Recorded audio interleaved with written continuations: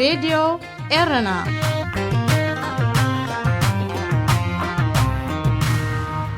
ኤምባሲ ኤርትራ ብስዑዲ ነፍስ ወከፍ ኤርትራዊ ንሕማም ኮሮና ቫይረስ 500 ሪያል ክኸፍል የገድድ። ኣብ እስራኤል ኤርትራውያን ሓተት ዕቕባ ብግዴታ ክቑረጸሎም ዝጸንሐ መጠን ገንዘብ ኣብ ናይ ውሸባ እዋን ገለ ክፋሉ ክምለሰሎም ከም ዝኽእል ተገሊጹ። ኣሸባብ ኣብ ልዕሊ ሰራዊት ኢትዮጵያ ብዘካየዶ መጥቃዕቲ ብውሕዱ 2 ወተሃደራት ተቐቲሎም። ኣርእስታት ዜና ክትከታተሉ ጸኒሕኩም ክቡራት ሰማዕትና፣ ዝርዝራቱ ይቕጽል። ኤምባሲ ኤርትራ ብስዑዲ ዓረብ ኣብቲ ሃገር ንዝርከቡ ኤርትራውያን ሕማም ኮሮና ቫይረስ ንምግታእ ብዝብል ነፍሲ ወከፎም 500 ሪያል ወይ ኣስታት $150 ኣሜሪካ ክኸፍሉ ከገድድ ምጅማሩ ምንጭታት ሬድዮ ኤረና ካብ ሪያድ ሓቢሮም።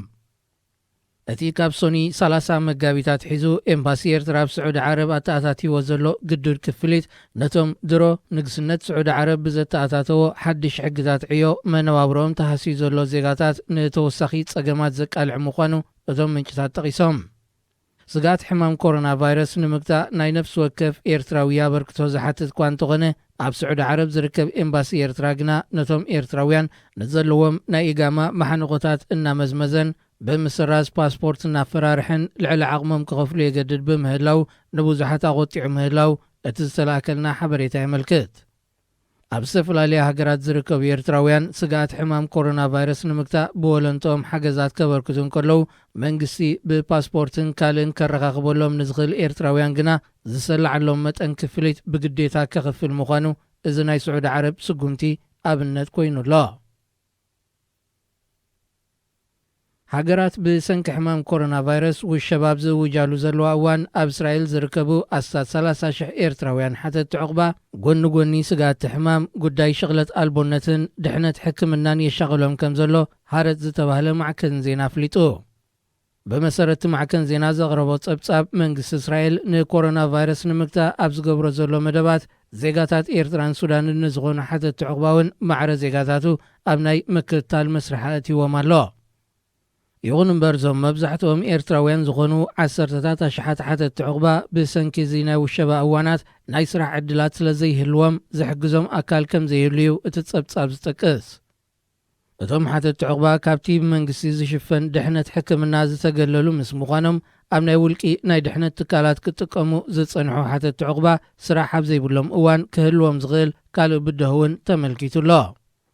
መንግስቲ እስራኤል ካብቶም ሓተት ዕቕባ ብግዴታ ክቑረጽ ዝጸንሐ መጠን ገንዘብ ስራሕ ኣብ ዘይረኽብሉ ናይ ውሸባ እዋን ወርሓዊ ክሳብ ኣስታት 3,000 ሸክል $840 ክመልሰሎም መደብ ከም ዘለውን እቲ ማዕከን ዜና ኣንፊቱ። እዚ ከምዚ ኢሉ እንከሎ ምስፍሕፋሕ ሕማም ኮሮና ቫይረስ ብዝለዓለ ናህሪ ኣብ ዝላባዓሉ ዘሎ ዞባ ኤውሮጳ ድሕነት መነባብሮ ናይቶም መንበር ፍቓድ ዘይብሎም ሓተት ዕቕባ ቆላሕታ ክግበረሉ ብዝተፈላለያ ትካላት ተጣበቕቲ ሰብኣዊ መሰላት ጻውዒት ይቐርብ ኣሎ።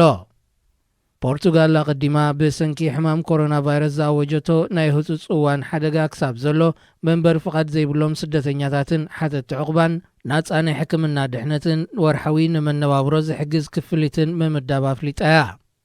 መንግስቲ ፈረንሳ ብወገኑ ናብ ብሪጣንያ ንምስጋር ኣብ ሰሜናዊ ክፋልቲ ሃገር ንዝርከቡ ኣሽሓት ሓተት ዕቕባ ክሳብ እዚ ናይ ውሸባ እዋን ዘብቅዕ ናብ ግዜያዊ መዕቆቢ ከግዕዞም ንዘቕረቦ ውሳኔ ብዘይድሌቶም ስደተኛታት ከይከውን እቶም ተጣበቕቲ ይመግቱ።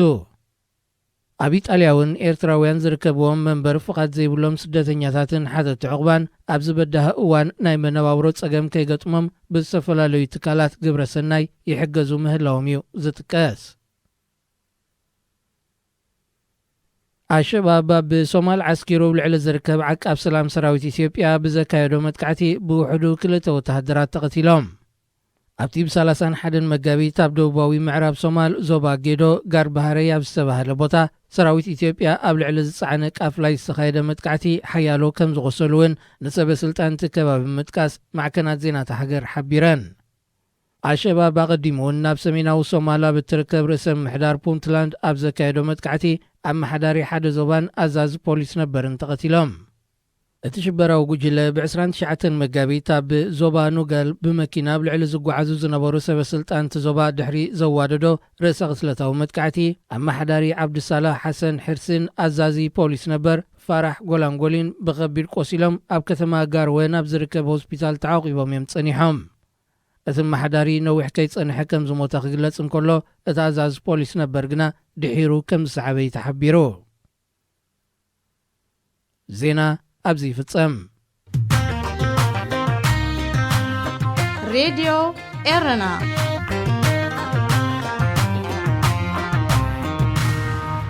መሰረታዊ ጥንቃቐታት ኣንጻር ኮሮና ቫይረስ 1 ብኣልኮላዊ ጀል ወይ ከዓ ብማይን ሳምናን ኣእዳውና ብቐጻሊ ክንሕጸብ ይግባእ። 2 ካብ ዝኾነ ከባቢና ዘሎ ሰብ እንተወሓደ ናይ 1 ሜትሮ ፍልሊ ከም ዘለና ነረጋግጽ። 3 ኣዒንትና ኣፍንጫናን ኣፍናን በእዳውና ካብ መሓዝ ንቆጠብ። 4 ኣብ እንስዕለሉ እዋን ኣፍናን ኣፍንጫናን ብጉንቦ ኢድ ምሽፋን ወይ መንዲል እንተተጠቒምና ብግቡእ ንጉሓፍ። 5 ረስኒ፣ ሰዓል፣ ናይ ምስትንፋስ ጸገም ዝኣመሰሉ ምልክታት እንተርኢና ብቕልጡፍ ሕክምናዊ ረድኤት ንሕተት። 6 ብሰብ ሞያ ጥዕና ዝወሃበና መምርሒታት ብግቡእ ንከታተል። ዓለማዊ ውድብ ጥዕና ሬድዮ ኤረና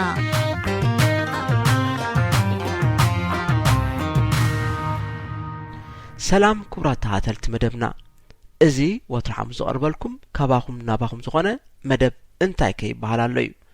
እዚ መደብ ነቶም ካብ ጎደናታትን ኣደባባያትን ካብ ህዝቢ ዝተኣከቡ ጉሉጻት መረረታትን ነቐፌታታትን ኣብ ልዕሊ ህግደፍን ትካላት መንግስትን ዝቐርበሉ መደብ እዩ። ክትከታተሉና ብኽብሪ ንዕድመኩም። ኣብዚ ተላባዒ ሕማም ኮሮና ኣብ መላእ ዓለም ኣስፋሕፊሒሉ ዘሎ እዋን ብዙሓት ዓሌታት ንሃገሮም ገንዘባውን ንዋታውን ሓገዝ ይገብሩ ኣለዉ። ብዙሓት መንግስታት ሞራል ዜጋታቶም ንምሕላው ብዙሕ ሓለፋን ግቡእን መሰላትን ኣብ ምስራዝ ይርከቡ። ሓደ ካብዚ ድማ ብዝተፈላለየ ምኽንያት ኣብ ትሕቲ ቀይዲ ዝጸንሑ ኣሽሓት ዜጋታቶም ካብ ማእሰርቲ ኣብ ምፍታሕ ይርከቡ። ብዙሓት ሃብታማት ሃገራት ብሰንኪ እዚ ቫይረስ ንዝደስከለ ዘንቆልቆለን ኣታዊታት ዜጋታት ንምፍዋስ ብትሪልዮናት ገንዘብ ሰሊዐን ኣለዋ። ካብዚ ገንዘብ ብቐጥታ ናብ ዜጋታት ኣብ ኢዶም ዝኽፈል ክኸውን ከሎ ገለ ድማ ንዝተፈላለዩ መድሃኒታትን መከላኸሊ መሳርሕታትን ክዕደገሉን ካልእ ማሕበራዊ ውሕስነት ዳግማይ ዝበራበረሉን ጉዳያት ክውዕል እዩ። እታ ወትሩ ኣብ መስመር ልመና ትርከብ ኣህጉርና ኣፍሪቃ ካብ ዩኒሴፍን ካልኦት ኣህጉራውያን ከም ወናኒ ንግዳዊ መርበብ ዓሊባባ ዝኾነ ቻይናዊ ጃክማ ዝበሉ ለገስቲ ናይ ገንዘብን ንዋትን ሓገዝ ይብርከተላ ኣሎ። ብዘይካዚ ከም ሩዋንዳ፣ ዩጋንዳ ዝበለ ሃገራት እውን ንዜጋታትን ዝተፈላለየ ናይ መግቢ መቑነን ገዛ ገዛ ብምኽሕኻሕ ይዕድላ ኣለዋ። ዋጋታት ሃለኽቲ ነገራት ኣብ ዝኸብረሉ ዘሎ እዋን ዋጋ ነዳዲ ግን ብኣንጻሩ ኣብ ምንቁልቃል ይርከብ ኣሎ። ነዳዲ ከም ሎሚ ሓሲሩ ኣይፈልጥን። ስለዚ እውን ከም ሩዋንዳ ዝበለ ሃገራት ንህዝበን ሃልኪ ኤሌክትሪክ ብናጻ ንሓደ ወርሒ ክሳብ መሃብ ቃል ኣትየን ኣለዋ። እዚ ድማ ነቶም ወትሩ ብሰንኪ ምልካዊ ኣገዛዝኦም ዝምረሩ መራሕቲ ኣፍሪቃ ዝሓሸ ምስሊ ክፈጥሩ ካብ ዜጋታቶም ናይ ምሕረት ዓይኒ ክረኽቡ ዕድል ከፊትሎም ይርከብ። ብዙሓት ነጋዶ እውን ንህዝቦም ዋጋ ሚልዮናት ገንዘባዊ ሓገዝ የበርክቱ ኣለዉ። ነዚ ቅዱስ ቅንኢ ዘዕድረልካ ንህዝብኻ ናይ ምሕጋዝ ተግባር እውን ሚልዮናት ኤርትራውያን ክሕወስዎ ድሌት ኣለዎም። ኮይኑ ግና እዚ ሰናይ ተበግሶ ብሰንኪ ንኤርትራ ዝመርሕ ዘሎ ህግደፍ እንቅፋት ከጋጥሞ ግዜ ኣይወሰደሉን። ደገፍትን ተቃወምትን ብዝብል ደንበ ዝፈላለዩ ኤርትራውያን ኣብዚ ክፉእ ግዜ እውን ተጎጃጅሎም ይርከቡ ኣለዉ። ገለ ነቲ መንግስቲ ዝቃወሙ ኣብ ጉሉጽነትን ተሓታትነትን ዝኣምኑ ዜጋታት እቲ ካብ ህዝቢ ዝእክብዎ ሓገዝ ብቐጥታ ናብቲ ዝተደልየሉ ሓገዝ ከም ዝውዕል ከረጋግጹ ክደልዩ ከለዉ ደገፍቲ ህግደፍ ድማ ሕቶን ርእቶን ኣየድልን መንግስቲ ባዕሉ ኣለዎ ንሕና ገንዘብ ጥራይ ክነዋጽእ ኣሎና ብምባል ነቲ ንመንግስቲ ንቆጻጽሮ ዝብል ሓሳብ ይነጽቦ። እዚ ምስሓብ ኣብ ከምዚ ኩነታት ከሎ ድማ ተቐማጢት ከተማ ሺካጎ ዝኾነት ወይዘሮ ኣዜብ ምሕጹን ሓድጉ ዝተባሃለት ኤርትራዊት ንምክልኻል ለበዳ ሕማም ኮሮና ናይ $100,000 ወፍያ ጌራ ተባሂሉ ኣብ ማሕበራዊ መራኸቢ ብዙሓን ተገሊጹ። ነዚ ናይ ወይዘሮ ኣዜብ ወፍያ ብዙሓት ሰባት ሓቅነት ዘይብሉ ካልኦት ሰባት ከዋጽኡ መራሰን ድርኺት እዩ ብምባል ዝነጸግዎ ይበዝሑ። ኣብ ክንዱስ ንኹሎም መቕርቦም ሓገዝ ንዘድልዮም ድኻታትን በብውልቂ ናብ ሕሳቦም ከም ዝኣቱ ምግባር ዝሓሸ ምዃኑ ብዙሓት ይሰማምዕሉ። እዚ ኣሉታዊ ግብረ መልሲ ዜጋታት ኤርትራ ነቲ መንግስቲ ህግደፍ ኣብ ህዝቡ ዝጸንሖ ትሑት ተኣማንነት መሊሱ ባይታ ከም ዝወደቐ ዘርኢ ምዃኑን የርኢ ዝብሉ ወገናት ቁጥሮም ዝያዳ ዝበዝሐ እዩ። ኮይኑ ግና ገለ በቲ መንግስቲ ተስፋ ዘይቆረጹን ክሳብ ሕጂ ነቲ ስርዓት ዝድግፍዎን ዘለዉ ዜጋታት ክሳብ ሕጂ ኣስታት $300,000 ገንዘብ ከም ዘዋጽኡ ይንገር ኣሎ። ኣበይ ከመይ ንዝብል ሕቶ መልሲ ዝህብ ኣካል ስለዘየለ ህዝቢ ገንዘቡ ከወፊ እንዳደለየ ብሰንኪ ዘይጉልጽነት ኣሰራርሓ ህግደፍ እቲ ቅዱስ ናይ ወፍያ መደብ ደስኪሉ ይርከብ። መንግስቲ ህግደፍ ንህዝቢ ብመንሕራይ ኣሳቲፉ ወፍያ ገንዘብ ካብ ዝእክብ ነቶም ኣብ ፈቕዶ ሃገራት ዝርከቡ ናይ ዲያስፖራ ካድራቱ ኣቢሉ ሎሚ ንመኸተ ኮሮና ቫይረስ ገንዘብ ዘየዋጽ ዜጋ ኤርትራዊ ኣይኮነን ብምባል ጎስጓዝ የካይድ ኣሎ። ብተወሳኺ ኣብ ከም ስዑድያ ዝርከቡ ብናቱ ፓስፖርት ዝንቀሳቐሱ ዜጋታት ገንዘብ ብሓይሊ ከዋጽኡ ከገዲ ጀሚሩ ምህላው ኣብ ዜና ራድዮ ኤረና ተቓሊሑ ነይሩ እዩ። ፕረዚደንት ኢሳያስ ካቢነ ሚኒስተራት ኣኪቡ መግለጺ ኣብ ክንዲ ዘውፅእ ብክኢላታት ዝተሰነየ ሓይሊ ዕማም ንመኸተ ኮሮና ብምቋም ምስ ጎረባብቲ ሃገራትን ኣህጉራዊ ማሕበረሰብን ኣብ ክንዲ ዝሰርሕ ነቶም ብጻዕቂ ኣባማይት ኣብያተ ማእሰርቲ ሰጒድዎም ዘሎ እሱራት ምፍታሕ ኣብዩ ነቲ ብእኩብ ምንባር በዚ ሕማም ክትጥቃዕ ይገብረካ ዝብል ስነ ፍልጠታዊ ሓቂ ኣብ ግብሪ ኣውዒሉ ንተምሃሮ ካብ ማዓስከር ሳዋን ካልኦታታትን ካብ ዘየፋኑ ካብ ደለይቲ ለውጢ ዝኾኑ ኤርትራውያን ናይ ገንዘብን ሞራልን ደገፍ ከም ዘይህልዎ ብኣግኡ ተፈሊጡሎ። ምሕደራት ጠልቡ ኤርትራውያን ዝወሃቦ ዝእከብ ገንዘብ ካብ ዝቕበል እቶም ኣብ ትሕቲኡ ካልእ ኣማራጺ ዘይብሎም ዜጋታት ኤርትራ ክሞቱ ዝመርጽ ይመስል ብምባል ናብ ዝቕጽል ህዝቢ ዘዛርቦ ጉዳይ ማይን ኤሌክትሪክን ከነሰጋግረኩም። ናይ ሎሚ 32 ዓመት ኣቢል ይገብር ኣብ ኤርትራ ከቢድ ድርቂ ነይሩ። ዝበዝሓ ኣብ ትሕቲ ደርጊ ዝነበራ ከተማታትን ገጠራትን ኤርትራ ካብ ካናዳ ዝመጸ ናይ ረድኤት ስርናይ ብነጻ ይዕደላ ነይረን። ዳርጋ ሓያሉ ዓድታት ብስም መግቢ ብስራሕ ዝብል መደብ ልምዓት ብምውፋር ብዙሓት ዓድታት ወነንቲ ዲጋታትን ረሃያታትን ኮይነን ነይረን። ብተወሳኺ ኣብቲ ግዜቲ ከተማ ኣስመራ ከሞትሩ ዝነበረ ዋሕዲ ማይ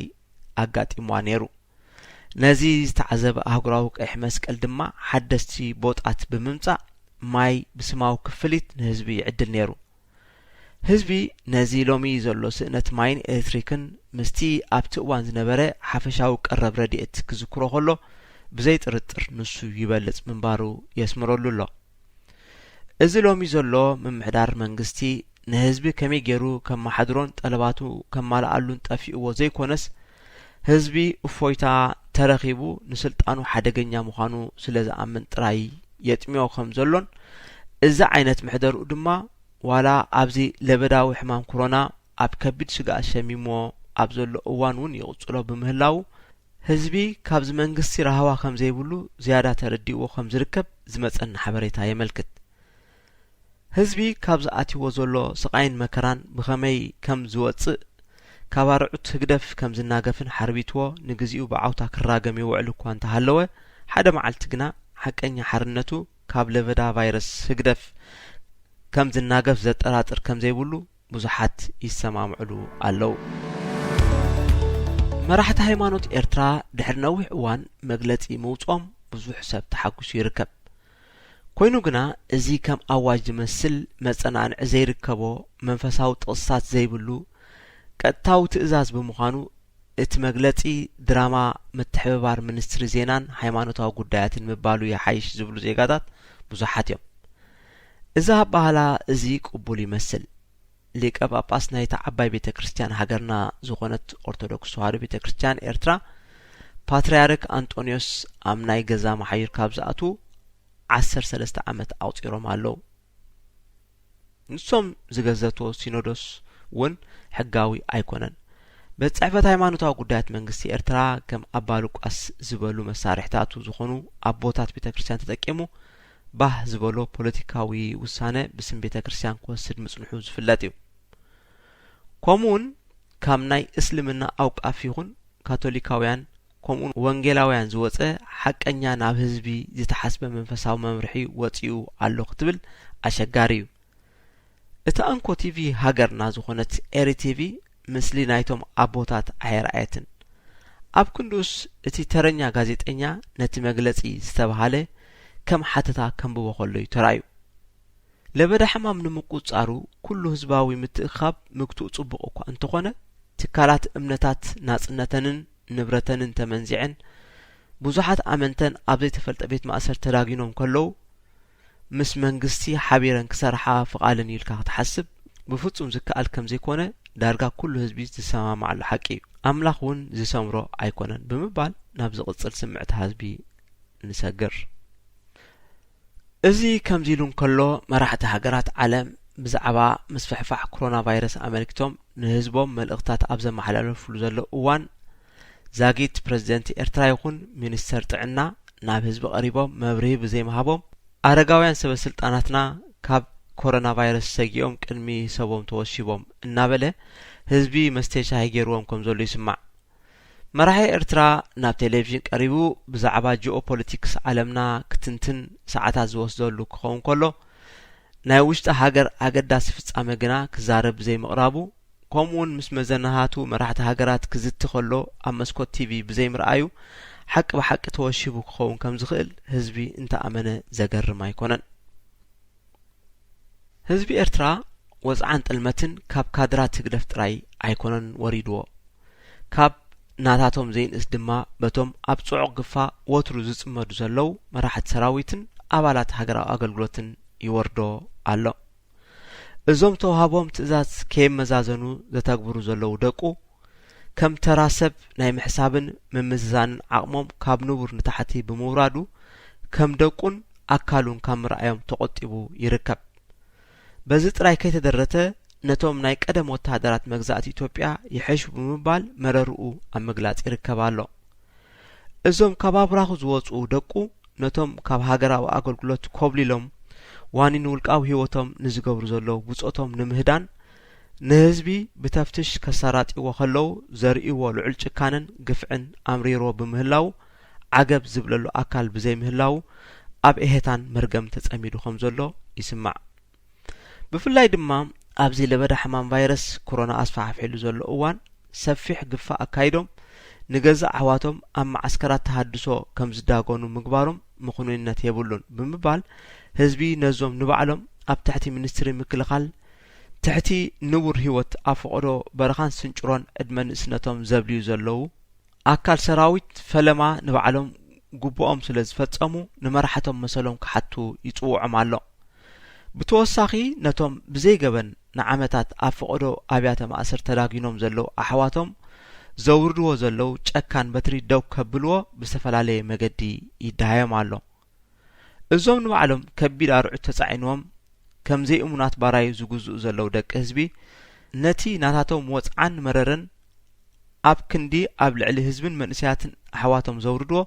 ተመሊሶም ናብቶም ዘይፍትሐውያን ኣዘዝቶም ከውጽዎ ከም ዝግባእ ህዝቢ የዘኻኽሮም ኣሎ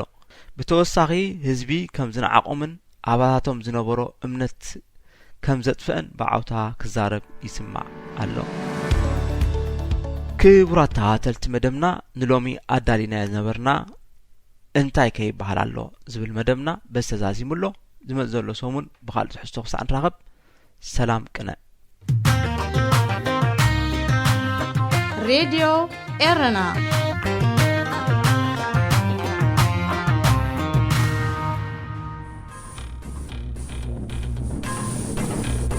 መልእኽታትኩም ናብ ሬድዮ ኤረና ኣብዚ መደብ እዚ ካባኹም ካብ ሰማዕትና ንዝመጹ ርእይቶ ነቐፌታ ማኣረምታን ካልእን ዝቐርበሉ መደብ እዩ ሎሚ እዚ ተላባዓይ ሕማም ኮሮና ቫይረስ ኣብ ሙሉእ ዓለም እዩ ንኤርትራውያን ኣብ ውሽጢ ዘሎ ጥራሕ ዘይኮነ ኣብ ሙሉእ ዓለም እዩ ንሙሉእ ዓለም እዩ إذا خاء بفلاي نحنا أبناءنا خنزارب زحرقوينا كم حاكي إيرتراويان أبدجن أوش تنزلنا بمتلامن بمكحادن حزبن دات أفئ عشحاتاب بيت ما أسرتي أويات نداغبرو تشكينكا سوق مبال إذي حالي خابتي مقطعتي ناي حبرتسب عالمي نعنا وكا اسي مالتي نزي تاكجبر زلو تخوينو اتي زبحال زلو مجمريا اتي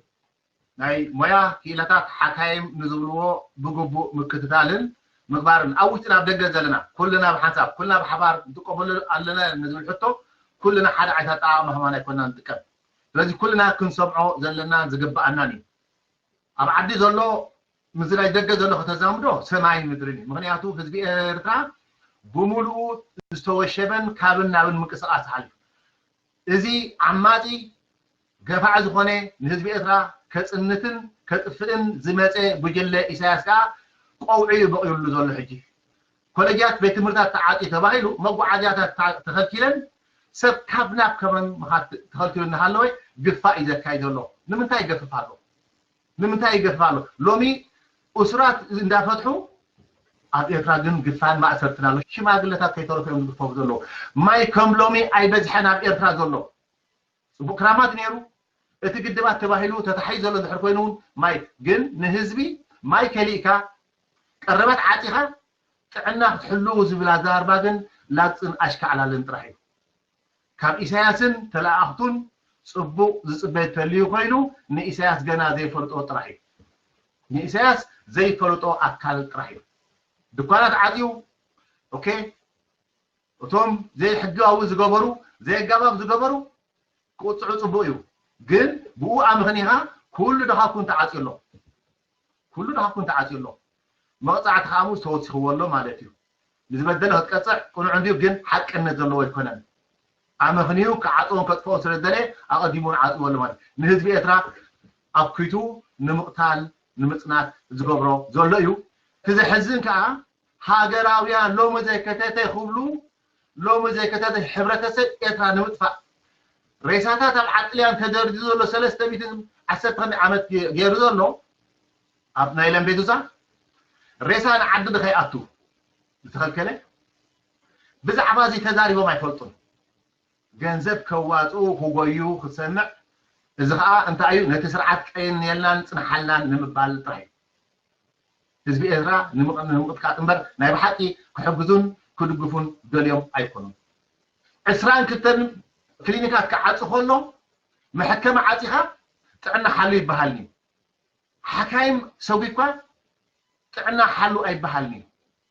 ግን ኢሳያስ በመደብ ብዕላማ ንህዝቢ ኤርትራ ናይ ምጽናት በመደብ ሒዝዎ ስለዘሎ መዚያ ክብላ ዘልግን ሓይልታት ምክልኻል ኤርትራ ዋላቶም ተጋጊኹምን ግፍዕት ገብሩ ጽናሕኩም ጀነራላት ናይ ኤርትራ ዘሎ ኤርትራውያን ኤርትራዊ ዝሓኮን ኤርትራዊ ሓልየቱን ሕጂ ኣተርኢ ሎሚ ኤርትራዊ ካብ ጉድጓድ ዝወፀሉ እምበር ሎሚ ገፊትካ ኣብ ኤርትራ ኣብ ጎዳ ጉዲ ዝኣትወሉ ስለዘይኮነ ሰራዊት ምክልኻል ዘለኹም ኤርትራውያን ካብ ታሕቲ ክሳብ ላዕሊ ዘለኹም ሎሚ ሕልና ጌርኩም ምስ ህዝብኩም ደውበሉ ካብ ማእሰርትን ካብ ጸልማትን ክወፅእ እዚ ሕማም ኣትዩ ዝበሃል ዘሎ ከዓ እግዚአብሔር ይቆንጥጦ ግን እግዚአብሔር ከዓ ጽረዩን ተጠንቀቁን ስለዘለ መራሕቲ ሃይማኖት ዝብሉካ ዘለዉ ከዓ ክሰማዕ ግብኦ መራሕቲ ሃይማኖትን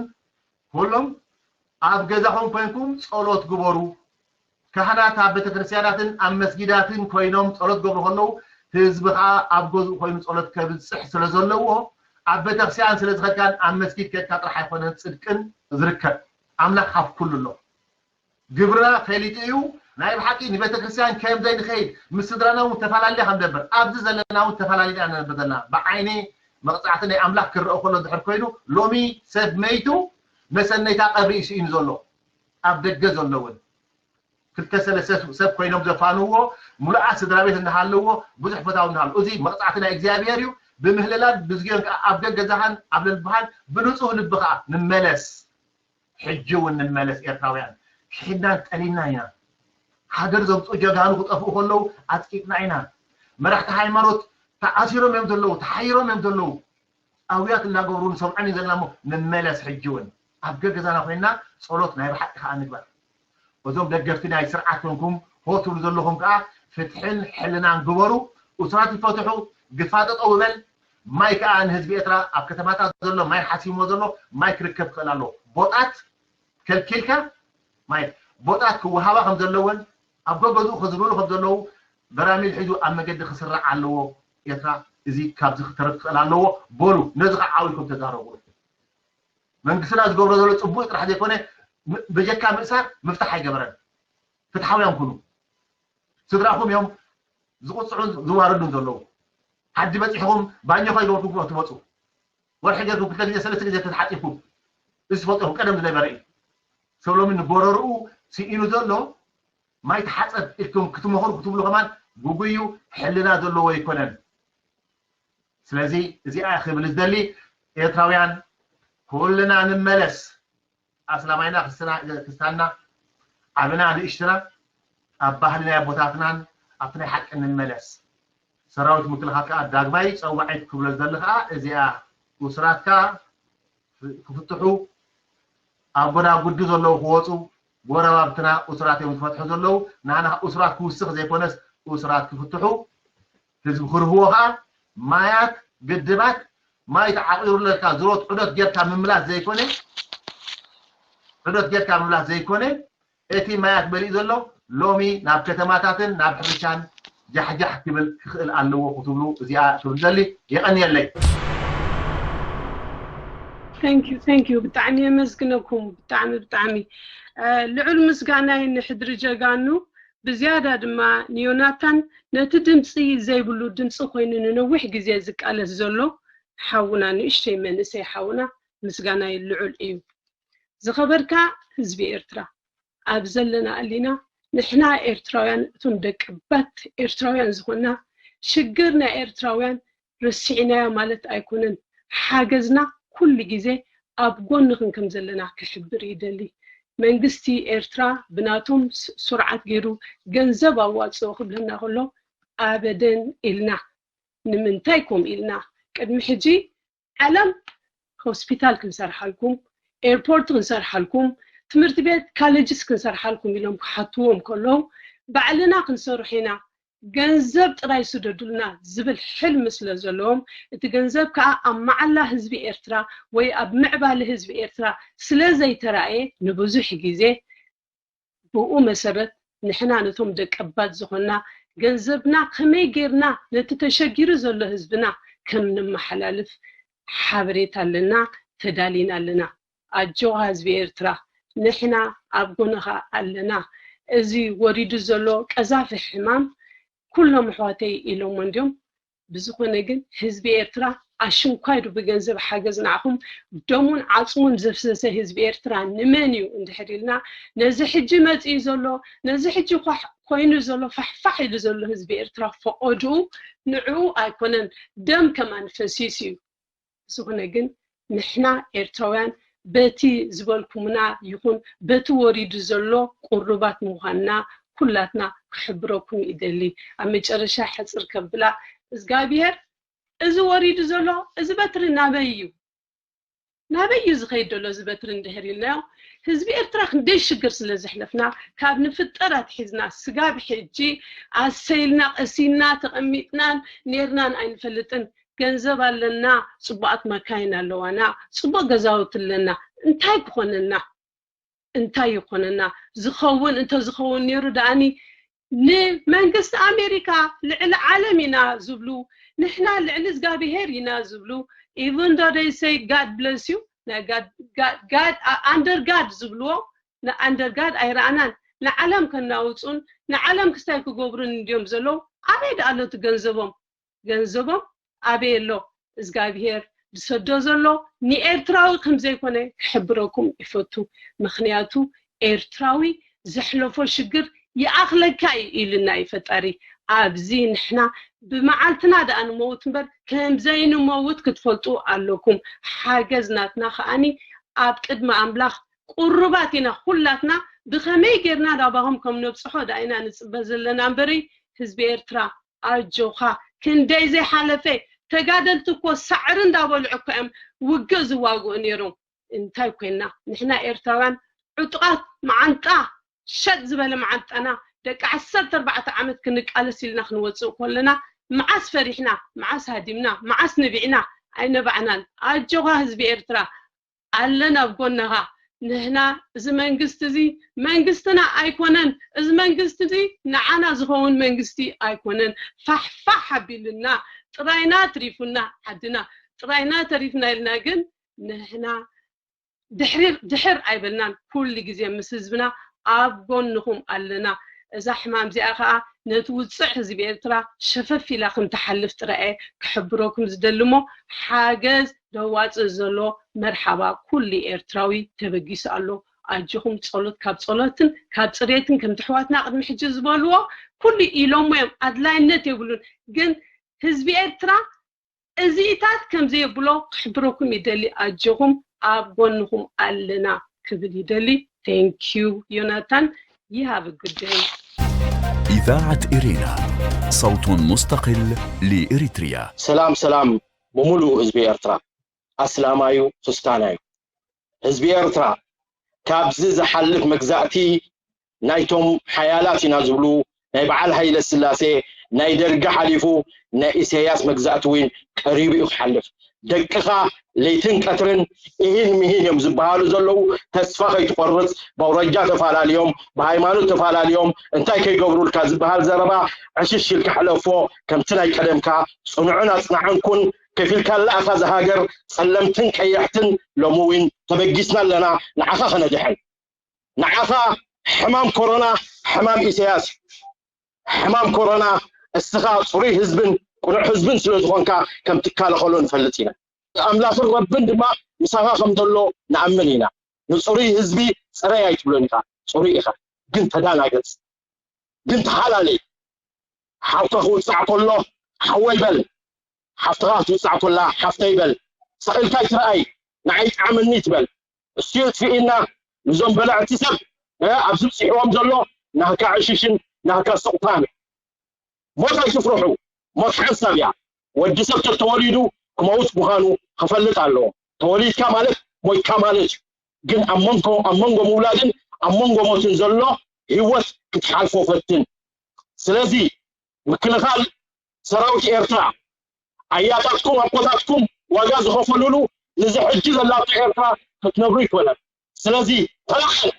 وصحن سابيا نموت يسفرحو موتكم يهم زلوكم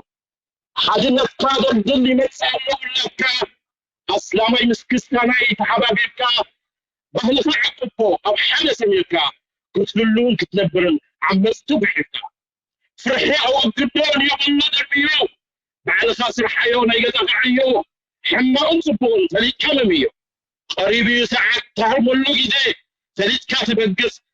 فتسون كي توازي تقرب يا زلا ساعتنا ينزاتي تقرب يا زلا ساعتنا ينزازي تسفاي تقرأ تهزبي عجوها دقيقة اللي تنكترن إهن مهين يوم تبهر قلو عن كفتق المريء ولو نعوسى جيرنا قل مساقا سواءاتنا لا يحقق مزدورو الدسوة لا يحقق تخبر والدسوة قبل بيح موت كيكوني أو حالو خبيرو تنبر تقربنا إنا زلنا تسفاي تقرأ عطوبوا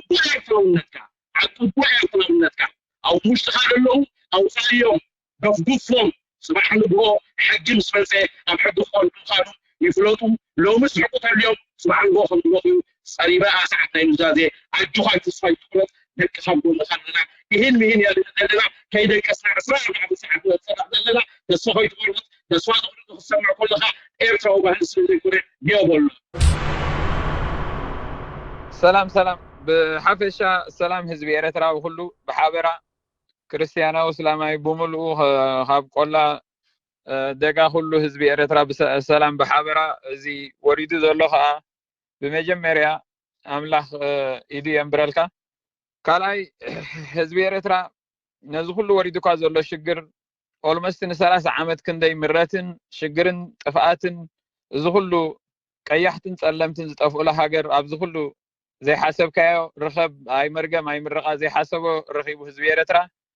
نزو كله مراتن شجرن زي حلف زولو حزبي إرترا أنو برسينو سلازي حزبي إرترا حدنت كاتريركا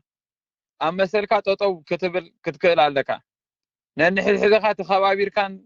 ሕጊ ብሕጊ ኣሚንካን ብስርዓትን ስርዓትን እቲ ሕግን ዳባ ዝነበረ ቀደም ክትመልሶ ንመሰልካ ጠጠው ክትብል ብሓንሳብ ጠጠው ክትብል ክትክእል ኣለካ ነዚ ኩሉ ጥፍኣት ነዚ ኩሉ ብርሰት ዝሳቀዩ ዘለዉ ኣሽሓት መንእስያት ኣብ ማእሰርትን ዓበይትን ናእሽትን ክንደይ ነቲ ሃገር ዝተቃለሱላን ዝደመዩላን ኣብ ማእሰርቲ ዝበልዩ ዘለዉ ሱቅ ስለ ዝበልካ ንሓቂ ጠጠው ስለ ዘይበልካ ንፍትሒ ጠጠው ንመሰልካ ጠጠው ስለ ዘይበልካ ስለዚ ነዚ ኩሉ ሽግርን መከራን ንህዝብኻ ብሓንሳብ ንደቅኻ ንስተጋጌ ተጋጊያ ክትብል ብኣብሓ ፍትሒ ክትኣምንን ብሕጊ ክትኣምንን ስርዓትን ሕግን ክትመልሰላ ነዛ ሃገር እዚኣ እቶም ኣብ ስልጣን ዘለኹም ንህዝብኹም ዕሽሽ ኢልኩም እዚ ኩሉ ስቃይ እንዳረኣኹም ከም ዘይናትኩም ንሓደ ውልቀ ሰብ ክተምልኹ ህዝብኹም እንዳጠፍአ ህዝብኹም ፋሕፋሕ እንዳበለ ስቕ ኢልኩም ትርእይዎ ዘለኹም ናብ ህዝብኹም ተመሊስኩም ጅግንነት ክትሰርሑ ሕግን ስርዓትን ክተምፅሉ ንህዝብኹም ኣጎድ ንህዝብኹም ክጠጠው ክትብሉ ክትክእሉ ኣለኩም ንቡር ስኢና ዘላ እዛ ሃገር እዚኣ ንቡር ምለሱላ ሰራዊትና ኤርትራ ንህዝብኻ ኣጎድ ንህዝብኻ ጠጠው ክትብል ክትክእል ኣለካ ነዚ ኩሉ ዝጠፍእ ዘሎ ህዝብኻ ነዚ ኩሉ ሃገሩ ገዲፉ ዝጠፍእ ዘሎ ኣብ ጎረባብቲ ኣብ ኢትዮጵያ ናብ ሱዳን እዚ ኩሉ ምረት ዝሕልፍ ዘሎ መንእሰይ ናብ ሃገሩ ምእንቲ ክምለስ ንቡር ምለሰላ ነዚ ሃገር እዚኣ ሞት ሓንቲ ግዜ ሰለስተ ግዜ ትመውትንኻ ስለዚ ጅግንነት ናይ ቀደምካ ክትመልሶ ክትክእል ኣለካ ህዝቢ ኤርትራ ነንሕድሕድካ ሓሲኻ ሰባት እንዳተእስር ነንሕድሕድካ ነዚ ስርዓት እዚ ኢድን ማንካን ኮንካ ተቀባብል ዘለኻ ጠጠው ክትብሎ ክትክእል ኣለካ ኣብ ጎድኒ ህዝብኻ ናብ ህዝብኻ ተመሊስካ ኣብ ጎድኒ ህዝብኻ ክትከውን ከም ዘለካ ሰራዊት ናይ ኤርትራ ቀንዲ ነዚ ኩሉ ሕጂ ዝመጽእ ዘሎ ነዚ ሕማማት ድንገለዲ ኣብ ጎድኒ ህዝብኻ ኮንካ እቲ ኩሉ ዝወሃብ ዘሎ ብኽኢላታት ዝወሃብ ዘሎ ከዓ ንሱ ተጠቂምኩም ነዚ ንህዝብኩም ተሓጋጊዝኩም ኩላህና ብዝከኣለና ንህዝብና ተሓጋጊዝና ኣብ ኢድን ጓንትን ተዳ ኮይና ሓድነትና ትሪርና ብሰላም ነዚ ሃገር እዚኣ ብሕግን ብስርዓትን ትምራሕ ሃገር ንኽንፈጥር ኩላህና ኢድን ጓንትን ክንከውን ኣለና ስለዚ ህዝቢ ኤርትራ ኣይትፈላለ እቲ ናይ ቀደም ዝነበረ ናይ ቅድሚ 91 ዝነበረ ሓድነትካ መሊስካ ብሓንሳብ ሕግን ስርዓትን ዘለዎ ሃገር ክንፈጥር እንተዳ ኮይና ኩላህና ብሓንሳብ ክንሰማማዕን ኣብ ሕጊ ክንኣምንን ኣብ ሕጊ ኩሉ ኣብ ትሕቲ ሕጊ ማዕረ ኣስላማይካ ክርስቲያናይካ ከይተፈላለኻ ብሓደ ክትጓዓዝ ክትክእል ኣለካ ሰራዊት ናይ ኤርትራ ንሓደ ሰብ ክተገልግሉ ዘይኮንኩም ንህዝብኩም ኣብ ጎድኒ ህዝብኩም ጠጠው ክትብሉ ኣለኩም ስርዓትን ሕግን ምለሱላ ነዚ ሃገር እዚ ኣጀኹም ንሓደ ሰብ ተማእዚዝካ ንሓደ ሰብ ኣገልጋሊ ዘይኮነ ኣገልጋሊ ህዝብኩም ኩኑ ስለዚ ህዝቢ ኤርትራ ኣጆኻ ክሓልፍ ይኹሉ ክሓልፍ እዩ ስለዚ ሓድነትካ ትሪርካ ስርዓትን ሕግን ጥራሕ እመን بحساب تأمامن نزمت أكاخا مكتوها Thank you إذاعة إرينا صوت مستقل لإريتريا باركس زغبر سلامتاي ملو حزب إريترا أوشتنا بدقن زلخم كبعابي سلام نشتي كمون أفغازانا زلخم أولات نا إريترا حضر جغانو كمون أغاشانا مجيد الله دماني يوناتان اتزعابي خبرين بزعزز سلامتاي يصح كابل زي تسعيني يزخلو نحنا صاحبة النبل دلنا كم زجرنا نخنسا كم زجرنا نخنمايت عدلنا تلفزيونا أبصبغ بوتا نخنطفو بحر كم زسعيرنا سني اتناي عدنا نمقطاو حقرنا نمملاس زحاس أنا من قد خوني زخل I hope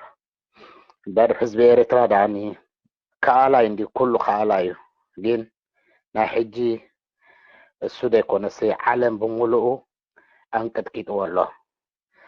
عالم بملؤه أنكت كيتو الله